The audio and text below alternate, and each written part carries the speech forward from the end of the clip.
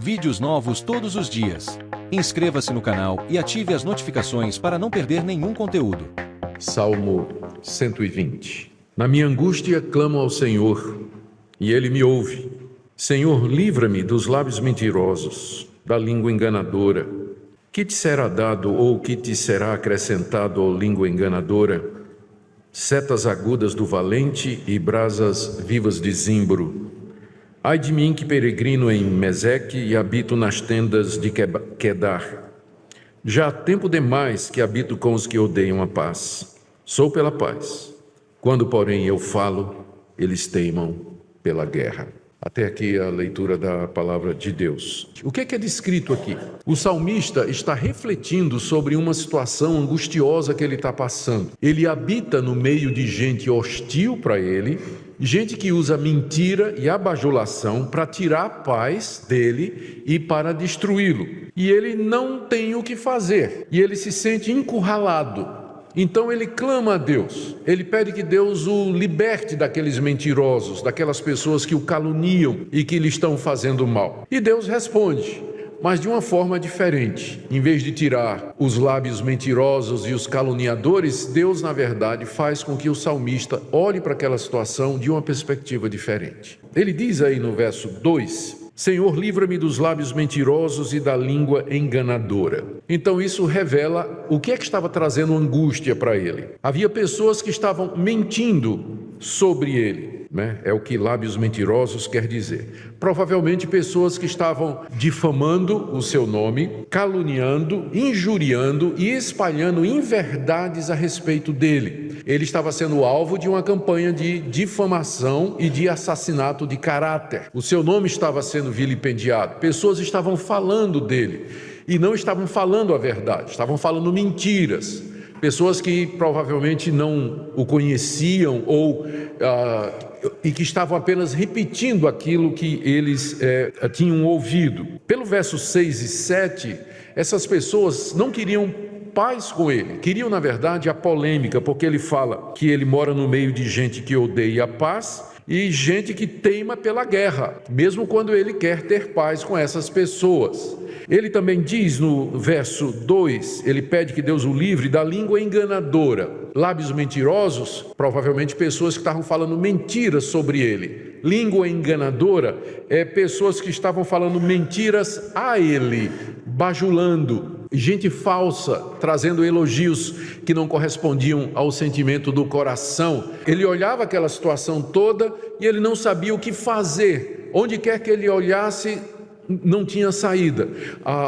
As mentiras e as calúnias estavam aumentando contra ele. E ele se sente como que imprensado, né? Apertado junto à parede e não tem muito o que fazer. Depois que nós vimos a sua situação, nós vemos como é que ele reage. Nós vemos que ele clama a Deus. No verso 1 ele diz, na minha angústia clamo ao Senhor e ele me ouve. Aqui na verdade, ele está não somente dizendo o que é que ele está fazendo, mas ele está se lembrando de outras situações em que ele clamou a Deus e Deus o ouviu. E porque ele antes já tinha buscado a Deus e Deus o tinha escutado, é que ele agora se anima a fazer isso de novo. Agora ele se sente enjaulado, ele está angustiado.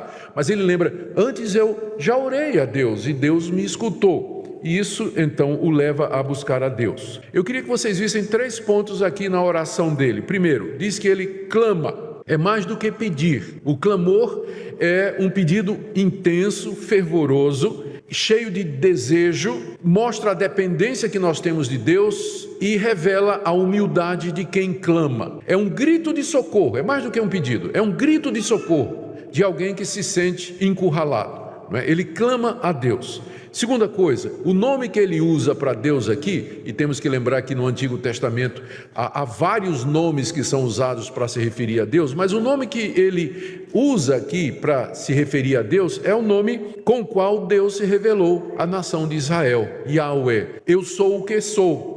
Eu sou o Deus que existe desde toda a eternidade. Não há como me definir, porque eu sou aquilo que sou, não tem ninguém igual a mim. Foi com esse nome que Deus se revelou a Moisés e mais tarde na aliança que ele fez com o seu povo. E é a esse Deus, o Deus do pacto, o Deus da aliança, o Deus todo-poderoso, que ele clama. Ele pede socorro a esse Deus, porque ele não vê saída para aquela situação em que ele se sente acuado. E a terceira coisa é que ele clama na sua angústia. Na minha angústia, clamei ao Senhor. Nem todos fazem isso quando estão angustiados. Com muita frequência, quando as pessoas estão encurraladas, elas se sentem angustiadas, desesperadas, elas blasfemam de Deus, questionam a Deus, perguntam por que isso está acontecendo comigo, o que é que eu fiz para merecer isso, abandonam a Deus ou deixam de buscar, endurecem o coração e não poucas vezes eles se afundam no pecado mais e mais. Mas esse homem, na sua angústia, clamou a Deus.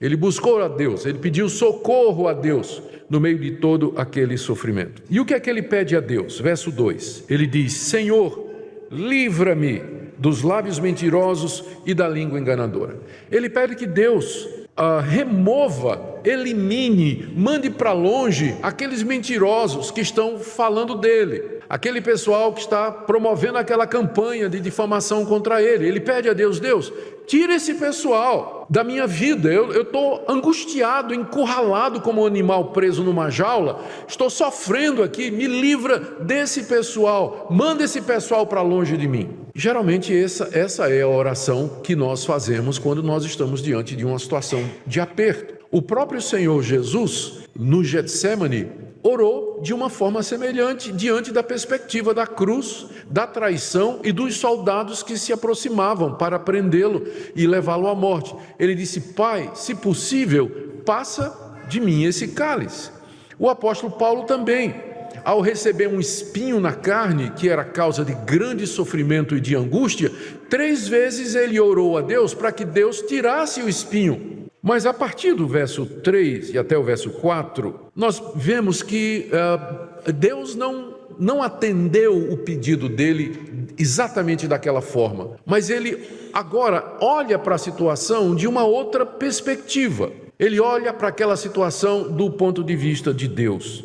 Ele passa a refletir no que é que vai acontecer com aqueles mentirosos e enganadores que estavam atacando o seu próximo. E aí ele se dirige, ele fala com aquelas pessoas, né? Se dirigindo à língua deles, como se a língua deles fosse uma pessoa. E com a seguinte pergunta, no verso 3: O que te será dado, ou que te será acrescentado, língua enganadora? Em outras palavras, ele começa a pensar: o que é que esse pessoal vai ganhar? O que é que Deus vai dar para eles pelo que eles estão fazendo? O que é que vai acontecer com estas pessoas que estão injustamente me atacando, me caluniando e difamando o meu nome? E ele responde então, e essa resposta já é uma resposta que Deus lhe deu. Deus vai retribuir a estas pessoas de acordo com o pecado que eles estavam cometendo. E ele usa aqui 2 analogias. Ele pergunta no verso 3: o que é que Deus vai dar a vocês, mentirosos, pelo que vocês estão fazendo comigo? Resposta no verso 4: setas agudas do valente. O guerreiro, uma das armas de guerra naquela época, era exatamente a flecha. E o guerreiro levava uma aljava de setas muito bem polidas e afiadas, que eram mortais e eram disparadas no lugar certo. A língua enganadora é como uma seta. A língua enganadora, os lábios mentirosos, eles são como flechas que são disparados, penetram no coração, na alma da pessoa e causam um sofrimento muito grande. Deus, então, como é justo, vai fazer com que os mentirosos experimentem o seu próprio remédio. Deus vai mandar contra ele setas agudas do valente. O que é que te será acrescentado, língua enganadora? Setas agudas do valente. E quem é que vai mandar essas flechas? Não o salmista, não é ele. Ele não está pagando o mal com mal, ele não está retribuindo da mesma forma, mas ele espera em Deus que Deus faça justiça no tempo certo. Deus haverá de cuidar deles. E não somente setas afiadas, ele menciona aqui brasas vivas de zimbro. Zimbro era uma madeira muito densa e que era excelente para fazer carvão, porque fazia um carvão muito quente e durava muito. Então, o salmista diz: sabe o que é que Deus vai dar a você? Língua enganadora, lábio mentiroso, que difama, que espalha a mentira e a calúnia, causando incêndios causando fogo e desgraça no meio do povo de Deus, Deus vai colocar brasas vivas de zimbro sobre você. Ou seja, Deus vai lhe castigar na mesma medida em que você tem feito o mal. O salmista, então, a princípio, ele tinha dito a Deus: me livra desses mentirosos. Deus disse: não, você vai ficar aí mesmo, onde é que você está, não é? Ouvindo essas mentiras e essas calúnias. Mas pense que um dia eu vou fazer a justiça. Um dia eu vou tomar conta. Pode ser que não seja aqui e agora. Pode ser que não seja exatamente nesse momento da sua peregrinação. Mas no final da peregrinação, quando tivermos chegado no novo céu e na nova terra, que Cristo vier e instalar o seu reino, então ele haverá de retribuir com justiça contra todo o pecado que foi cometido aqui nesse mundo. E todo pecado receberá o justo juízo. É com isso que ele se consola agora. Ao refletirmos sobre este salmo, percebemos que ele nos ensina muito sobre a realidade da nossa caminhada.